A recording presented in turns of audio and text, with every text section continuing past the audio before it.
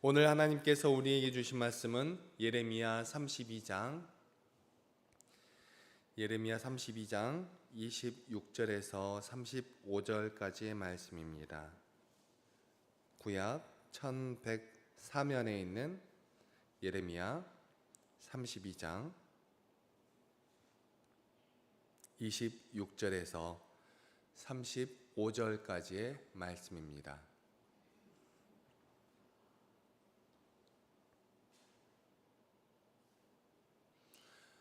한 절씩 교독하시고 마지막 절은 함께 읽도록 하겠습니다. 그때에 여호와의 말씀이 예레미야에게 임하여 이르시되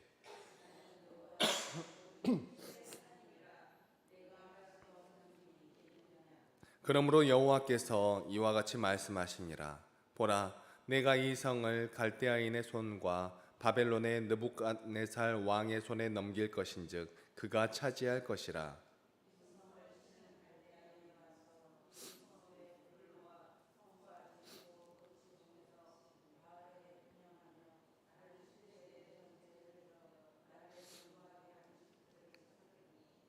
이는 이스라엘 자손과 유다 자손이 예로부터 내 눈앞에 악을 행하였을 뿐이라. 이스라엘 자손은 그의 손으로 만든 것을 가지고 나를 경노하게 한 것뿐이니라. 여호와의 말씀이니라.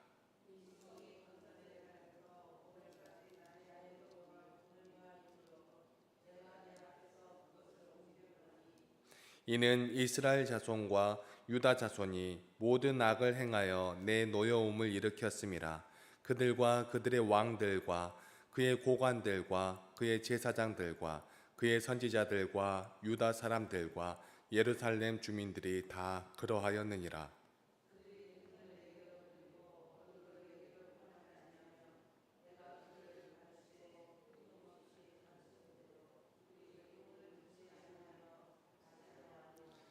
내 이름으로 일컫는 집에 자기들의 가증한 물건들을 세워서 그 집을 더럽게 하며 흰놈의 아들의 골짜기에 바알의 산당을 건축하였으며 자기들의 아들들과 딸들을 몰래 앞으로 지나가게 하였느니라. 그들이 이런 가증한 일을 행하여 유다로 범죄하게 한 것은 내가 명령한 것도 아니요 내 마음에 둔 것도 아니니라. 아멘.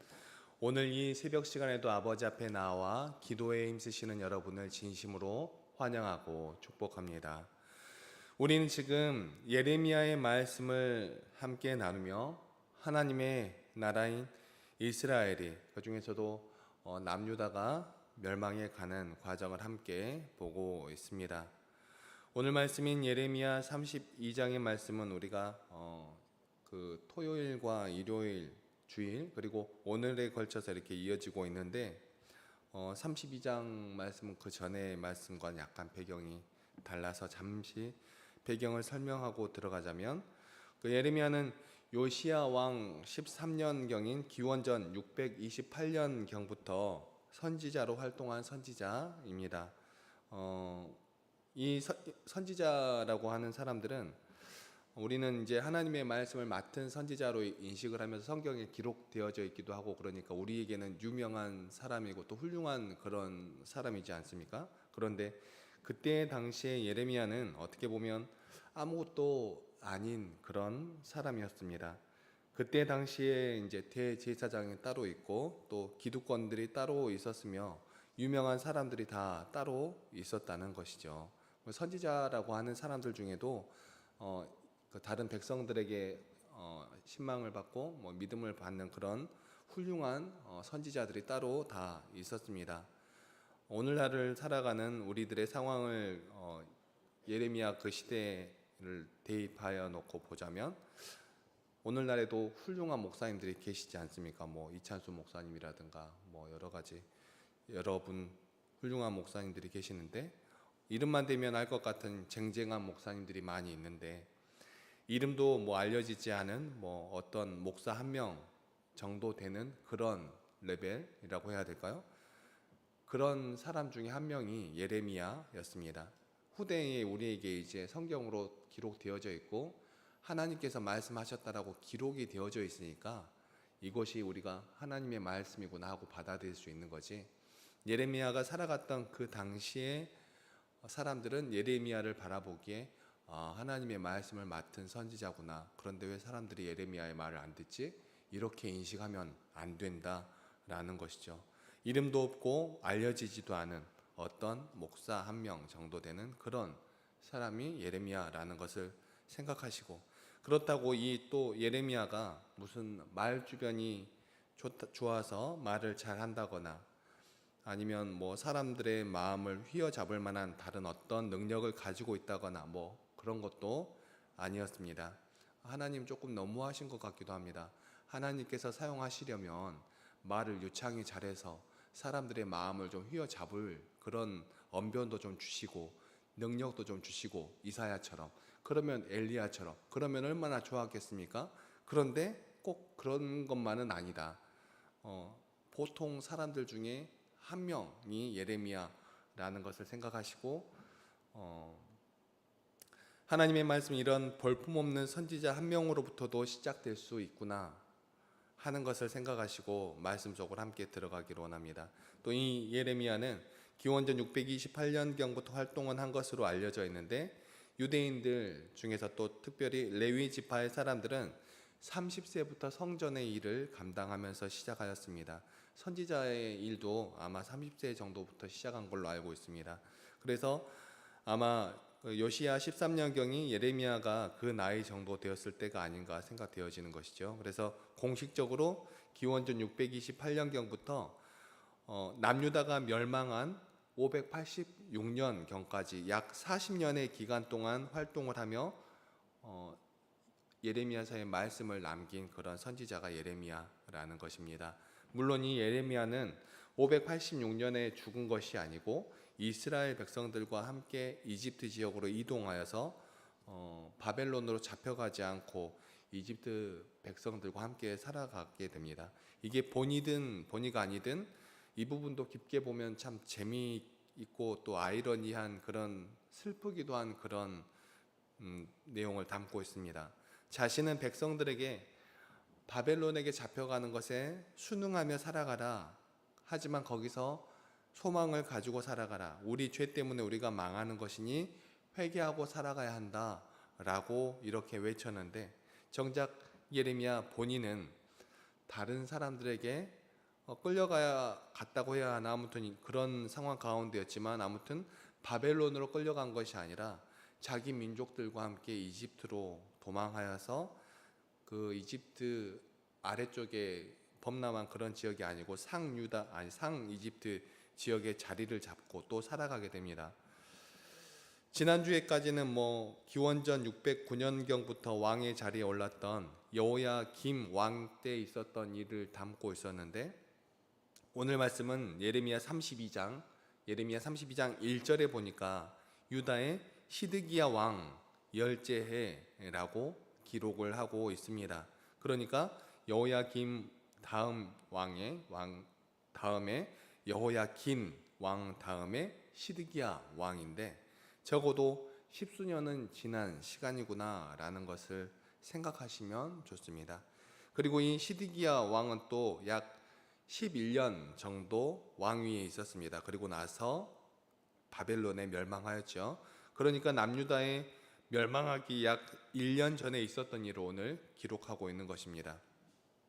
시드기야 10년에라고 기록하고 있기 때문에 멸망하기 1년 남긴 그런 상태라는 것이죠. 32장의 말씀을 요약해 보면 남유다가 이제 망할 상황 가운데 있다라고 생각을 하시고, 다른 사람들은 그렇게 생각하지 않더라도 예레미야는 그렇게 알고 있었다, 또 그렇게 생각하고 있었다. 아무튼 예레미야는 그렇게 생각하고 있었는데 이러한 내용을 예언을 했다가 지금 자신은 감옥에 갇혀 있는 그런 상황입니다. 32장 2절과 3절 말씀입니다. 눈으로 한번 보시기 바랍니다. 그때 이 바벨론 군대는 예루살렘을 에워싸고 선지자 예레미야는 유다의 왕의 궁중에 있는 시위대의 뜰에 갇혔으니, 이는 그가 예언하기를 여호와의 말씀에 보라, 내가 이 성을 바벨론 왕의 손에 넘기리니 그가 차지할 것이며 유다 왕 시드기야는 갈대아인의 손에서 벗어나지 못하고 반드시 바벨론 왕의 손에 넘겨진 바 되리니 입이 입을 대하여 말하고 눈이 서로 볼 것이며 그가 시드기야를 바벨론으로 끌어가리니 시드기야는 내가 돌볼 때까지 거기에 있으리라. 여호와께서 이와 같이 말씀하시니라. 너희가 갈대아인과 싸울지라도 승리하지 못하리라 하셨다 하였더니 유다 왕 시드기야가 이르되 내가 어찌하여 이같이 예언하였느냐 하고 그를 가두었음이었더라. 아멘. 이런 내용을 보면 하나님의 일을 맡은 사람이라고 하여도 하나님의 일을 행하는 사람이라고 하여도 여전히 이 세상의 여러 어려움들 가운데 노출되어 있고 또 여전히 이 세상 가운데 그대로 살아가고 있는 것을 알 수 있습니다. 우리는 하나님을 의지하며 살아가지만 하나님께서 우리를 위해서 모든 것을 해줄 것이라는 생각은 조금 내려놓는 게 좋습니다. 하나님은 우리만의 하나님이 아니라 이 세상 모든 사람들의 하나님이시기 때문에 그렇습니다. 또 우리가 하나님을 의지하며 온전히 하나님의 일을 감당하고 살아간다고 하여서 우리에게 항상 좋은 일만 일어난다는 것이 아니라는 그러한 뜻이죠. 또 그 말은 다르게 표현하면 우리에게 이로운 일이 아닌 일들도 또한 하나님의 계획 안에 있을 수 있음을 인정하며 하나님의 주권을 인정하며 살아가야 한다는 그런 뜻입니다. 아무튼 예레미야는 그렇게 하나님의 말씀을 따라 살아가다가 갇혀있는 그런 상황입니다. 갇혀있다고 하니 어떤 사람과 약간 겹쳐 보이기도 하죠. 사도 바울이죠. 예레미야는 어디 가서 선교하다가 갇히게 된 것이 아니고 자신이 있는 그곳에서 하나님의 말씀을 따라 살아가는 와중에 갇히게 된 것입니다. 잘 분별하시기 바랍니다. 이렇게 갇혀있는 상황 가운데 하나님의 말씀이 임하여서 친척의 어려움을 지금 예레미야는 그런 상황 가운데 있는 겁니다. 자기가 이제 그렇게 갇혀 있는 상황 가운데 있는데 자신에게 친척이 한 명 찾아옵니다. 숙부의 아들이라고 하니까 사촌인 거죠. 사촌 동생이 찾아와서 자신의 어려움을 좀 해결해 줘라 라고 하는 내용이 오늘 32장에 담겨 있는 그런 말씀입니다. 하나님께서 그것을 그렇게 말씀하시고 나서 조금 있는데 그러한 일이 실제로 일어납니다. 여러분 한번 생각해 보시기 바랍니다. 예레미야는 이제 갇혀 있는데 친척이라고 있는 것이 하나 찾아와가지고 돈 좀 꿔주세요. 제가 땅을 빼앗기게 생겼어요. 대신 빚 좀 갚아주세요 라고 말하고 있는 그런 상황입니다. 참 재미있는 상황이죠. 자신은 이스라엘이 망할 것을 알고 있는 상황이고 그렇기 때문에 솔직히 그것을 얘기했다가 지금 감옥에 갇혀 있는 상황인데 사촌 동생이 찾아와서 돈 좀 빌려주세요. 기업을 물을 자이니 제 어려움을 좀 해결해 주세요. 제 어려움을 해결해 주셔서 제가 빼앗길 수 있는 제 땅을 지켜주세요. 이렇게 말하고 있는 상황이죠. 근데 예레미야 입장에서 보면 솔직히 이제 곧 나라는 망할 거니까 솔직히 땅을 빼앗기든 말든 별로 상관하지 않아도 될 것 같은 그런 상황인데 하나님이 그렇게 말씀하셨으니까 그냥 그것을 들어줍니다. 그 내용이 1절부터 15절까지 담겨 있는 말씀이고 16절부터는 그런 상황을 한탄하는 예레미야의 모습이 담겨 있습니다. 16절부터 오늘 말씀 전까지인 24절까지의 말씀이 예레미야가 한탄하는 그런 모습입니다. 그런데 눈으로 한번 쭉 보시기 바랍니다. 그런데 이 한탄하는 것이 담담합니다. 16절부터 24절까지 눈으로 한번 보시면 제가 이렇게 하나님을 위해서 일하는데 왜 갇혀야 하나요? 하는 한탄이 아니고 제가 감옥에 갇혀 있는데 사촌이라는 놈이 찾아와서 돈을 빌려달라고 하는 게 맞는 말인가요? 라고 한탄하는 것도 아니고 이제 곧 나라가 망할 거라면서요. 도대체 왜 돈을 줘서 땅을 지킬 수 있게 해줘야 하신 거예요? 라고 한탄하는 것도 아니고 예레미야가 한탄하는 내용은 하나님은 전지전능한 창조주이시고 모든 사람들에게 은혜를 베푸는 주이시고 크고 능력 있는 하나님이시고 이스라엘 백성들을 애굽 땅에서 이끌어내신 하나님이시고 오늘까지도 행하시는 주시고 이스라엘 백성들을 젖과 꿀이 흐르는 땅으로 인도하시는 하나님이신데 이 이스라엘 백성들은 자신의 백성들은 주님의 말씀을 순종하지 않고 주님의 율법대로 행하지 않고 주님께서 행하라고 말씀하신 일들을 행하지 않아서 이 백성들에게 재앙을 내리셨습니다 라는 것을 한탄하고 있습니다. 그러니까 어떻게 말하자면 도대체 우리 백성들, 우리 민족들 왜 그러는 걸까요? 라고 말하는 것이죠. 그러면서 자신이 기업으로 물려준 밭도 갈대아인에게 빼앗기게 될 것이라고 말씀합니다. 25절 말씀입니다. 주 여호와여, 주께서 내게 은으로 밭을 사며 증인을 세우라 하셨으나 이 성은 갈대아인의 손에 넘기신 바 되었나이다. 아멘. 이미 예레미야는 하나님의 말씀으로 그렇게 인지하고 있는 상황 가운데 있는 것입니다. 그런데 예레미야는 그럼에도 불구하고 하나님께서 물려주라고 한 땅을 물려준 것이죠. 이 예레미야 한탄에 대해서 하나님께서 말씀하신 것이 오늘 본문의 말씀입니다. 오늘 본문 말씀은 나는 여호와 하나님이다. 내가 할 수 없는 일이 있겠느냐? 내가 이 성을 갈대아인에게 넘길 것이고 갈대아인들이 이 성읍에 불을 질러 내 눈앞에서 우상 숭배하고 나를 경노하게 한 것에 대하여 내가 다 쓸어버릴 것이다.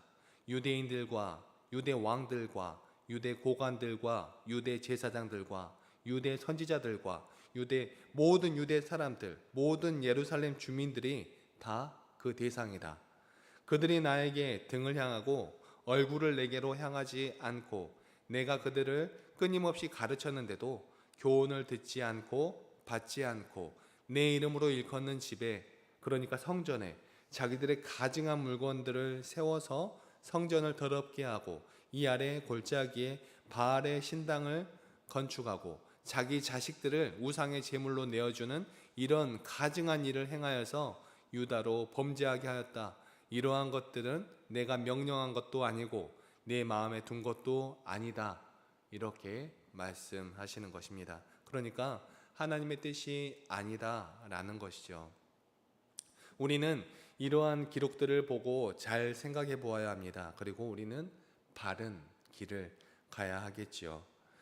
이 이스라엘 백성들은 도대체 뭐가 아쉬워서 이렇게 우상들을 숭배하게 된 것일까요?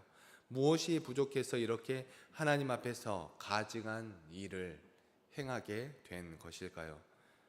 잘 생각해 보아야 합니다. 한번 여러분들이 깊이 한번 생각해 보시기 바랍니다. 이 사람들은 우리는 어떻게 보면 시대적으로 너무 멀리 있어서 하나님께서 가까이 있는 것을 조금 느끼기 어렵게 생각이 되어질 수도 있지만 이때 당시의 사람들은 우리가 느끼기에 날마다 하나님을 경험하면서 살아가는 것 같은 그런 느낌이 들지 않는가요? 뭐 다른 것도 아니고 신약 어디에 기록된 내용도 아니고 구약에, 그것도 예레미야 선지자가 살아가는 그런 와중에 기록된 내용이니까 이 시대 가운데서는 하나님의 역사가 일어났을 것 같고 날마다 하나님과 동행하였을 것 같은 그런 느낌이 들지 않느냐 하는 것입니다. 하지만 우리 하나님은 세상 모든 만물의 주인이시고 모든 세상 만물을 섭리하시는 그 하나님은 우리 모두를 사랑하시기 때문에 우리 한 사람 한 사람에게 집중하지 아니하시고 또 이 세상 모든 만물 가운데 공평하게 그 얼굴을 비춰 주신다라는 것도 우리는 언제나 기억해야 합니다. 그렇기 때문에 이 이스라엘 백성들은 그 하나님의 사랑이 자신들에게 부족하다라고 느낀 것이죠. 하나님, 우리 농사가 잘 되었으면 좋겠습니다. 하나님, 우리 포도 농사가 잘 되어서 포도가 주렁주렁 열려서 그것이 우리들에게 이득이 되고 그래야 할 것 같습니다. 하나님, 제가 부자가 되고 싶습니다. 하나님, 제가 능력 있는 그런 사람이 되고 싶습니다. 하나님, 제가 이 땅 가운데 유명한 그런 사람이 되고 싶습니다. 이런 많은 것들을 하나님께 요구하지 않았겠습니까? 오늘날을 살아가는 우리들과 똑같이요. 그런데 우리 하나님이 그렇게 기도하면 그것을 다 들어주시는 분이신가요? 물론 들어주실 때도 있지만 하나님의 뜻에 따라 들어주시지 않을 때도 많이 있죠. 아니, 오히려 속된 우리의 욕심으로 구하는 그러한 것들은 대부분 들어주시지 않으시죠. 그렇기 때문에 그 사람들은 자신들이 보기에 부족하다라고 느꼈기 때문에 농사가 항상 잘 되었으면 좋겠는데 농사가 항상 풍족하게 잘 되는 것은 아니니, 또 돈을 많이 벌었으면 좋겠는데 내 욕심대로 돈이 벌어지지 않으니, 또 내가 항상 건강했으면 좋겠는데 내 욕심대로 항상 건강하지 못하니, 그러니 다른 어떠한 것을 의지하게 된 것이지요. 저 옆 동네 사람들을 보니까 자기 자신들이 섬기는 신이 있는데 이 신을 섬겼더니 세상에 돈을 많이 벌게 되었대. 이 신에게 제사를 드렸더니 비가 많이 와서 농사가 너무 잘 지어졌대. 이 신에게 이렇게 기도를 했더니 지극정성을 했더니 내 자식이 다 잘 됐어. 이런 이야기를 한번 한다고 생각해 보시기 바랍니다. 그러면 그 어느 누가 그 신들을 섬기지 않을 수 있을까요? 하나님 내 기도 잘 안 들어주시던데 혹시 모르니까 우리도 그 사람들이 기도하는 신들에게 한번 기도해 보자. 하나님도 믿고 뭐 다른 신들도 뭐 믿어보지, 뭐 다른 것도 해보지, 뭐 우리가 손해볼 거 없잖아. 이렇게 하는 것입니다. 사랑하는 성도 여러분, 우리 하나님을 옹졸한 하나님으로 만들지 마시기 바랍니다. 천지 만물을 창조하시고 이 세상 모든 것을 주관하시는 하나님을 나의 작은 편협한 사고 속에 가두면 안 된다는 뜻입니다. 우리가 믿는 하나님은 이 모든 세상의 주인이시고 이 세상 모든 만물을 사랑하시고 그 이 세상 모든 만물을 운행하시는 그런 하나님이십니다. 그런 우리의 하나님은 우리가 하나님을 우상처럼 숭배하기를 원하시는 분이 아니시고, 또한 우리가 우리 하나님을 숭배한다고 하여서 우리에게 특별한 어떤 복을 부어주시는 분도 아니라는 것입니다. 또 램프의 지니처럼, 도깨비 방망이처럼 금 나와라 뚝딱, 은 나와라 뚝딱 이렇게 한다고 하여서 우리에게 금을 부어주고 은을 부어주는 그런 작은 하나님이 아니시라는 것이죠. 그저 하나님을 믿는 사람들은 하나님께서 우리에게 보여주시고 행하신 대로 하나님을 사랑하고 이웃을 사랑하고 하나님의 사랑을 받을 만하고 이웃의 사랑을 받을 만하여져서 이 세상 가운데서 하나님의 사랑을 이루어가고 이웃들을 향한 사랑을 이루어가면서 하나님과 행복하고 즐겁게 나아가기를 하나님은 원하신다 하는 것입니다. 하나님은 우리가 하나님을 다른 우상들을 섬기는 그러한 모습처럼 비나이다 하면서 앞에 막 절하면서 이렇게 하기를 원하시는 그런 하나님이 아니시라 하는 것입니다. 사랑하는 성도 여러분, 우리 하나님은 여러분들을 정말 사랑하셔서 그 사랑 때문에 여러분들과 함께하고 싶어 하시는 그런 하나님입니다. 우리의 목소리 듣기를 즐거워하시고 우리의 말하는 여러 가지 이야기들에 귀를 기울여 주시고, 우리가 슬플 때 우리로 인하여 함께 슬퍼하여 주시고, 우리가 기쁠 때 우리의 기쁜 소식으로 인하여서 하나님께서 정말 기뻐하여 주시는, 우리를 인도하시는 하나님이시지만 또한 우리의 삶 가운데 함께 하시는 그런 하나님이시라는 것이지요. 그러므로 우리가 이 세상 가운데서 하나님께 받은 그러한 복은 이 세상 모든 만물의 창조주이신 하나님과 동행하는 것이고, 그 하나님과 동행함으로 말미암아 우리의 삶이 영원히 이루어질 수 있다라는 것입니다. 또한 이 땅 가운데 정말 타락하여져 버려서 끊어지게 될 그런 목숨만이 우리의 영원한 삶이 아니고, 하나님과 연결이 되어져서 살아나게 된 우리의 영이 하나님의 나라에 함께 나아갈 때 하나님과 함께 영원히 기뻐하고 즐거워할 수 있는 것이 우리네 삶이 된다라는 것입니다. 우리가 하나님을 믿으며 살아가는 삶 가운데서도 여전히 어려움은 있습니다. 어제 말씀에 나왔던 아벨이 가인에게 죽임을 당한 것처럼, 하나님의 말씀을 예언한 예레미야가 고난을 당하는 것처럼, 하나님의 말씀을 증거하고 다닌 사도 바울이 여러 고난을 당하는 것처럼, 하나님의 말씀대로 살아가는 사람들에게도 이 세상의 어려움은 동일하게 찾아옵니다. 그러나 그 모든 일 가운데에도 우리 하나님께서 우리와 함께 하심을 믿고 하나님을 의지하며 하나님을 사랑하고 이웃을 사랑하며 나아갈 때 우리는 하나님의 나라에서 하나님과 기뻐하고 즐거워하며 나아갈 수 있을 줄 믿고 그것을 의지하며 나아가는 우리 모든 믿음의 백성들이 다 되시기를 간절히 소망합니다. 기도하시겠습니다. 이 세상 모든 만물을 주관하시고 이 세상의 모든 일을 사랑하시는 하나님 아버지 너무나 감사합니다. 오늘 말씀을 통하여서 우리 하나님께서 우리에게 주신 말씀이 무엇임을, 우리에게 바라시는 뜻이 무엇임을 다시 한번 생각하게 하여 주시고 우리의 삶 가운데 하나님의 사랑을 이루어 드리며 살아가도록, 하나님과 동행하는 삶을 살아가도록, 하나님의 정의를 이 땅 가운데 행하며 살아가도록, 하나님의 그 겸손함을 우리 마음속에 품고 살아가도록 인도하여 주시니 너무나 감사합니다. 우리가 이 세상을 살아가는 동안에 하나님의 말씀대로 하나님과 동행하며 하나님을 사랑하고 우리의 이웃들과 행복한 삶을 살아갈 수 있도록 우리를 인도하여 주시옵소서. 하나님의 그 말씀을 잘못 생각하여 하나님을 숭배하는 것이 아니라 하나님과 함께 동행하는 우리의 삶이 될 수 있도록 도와주시옵소서.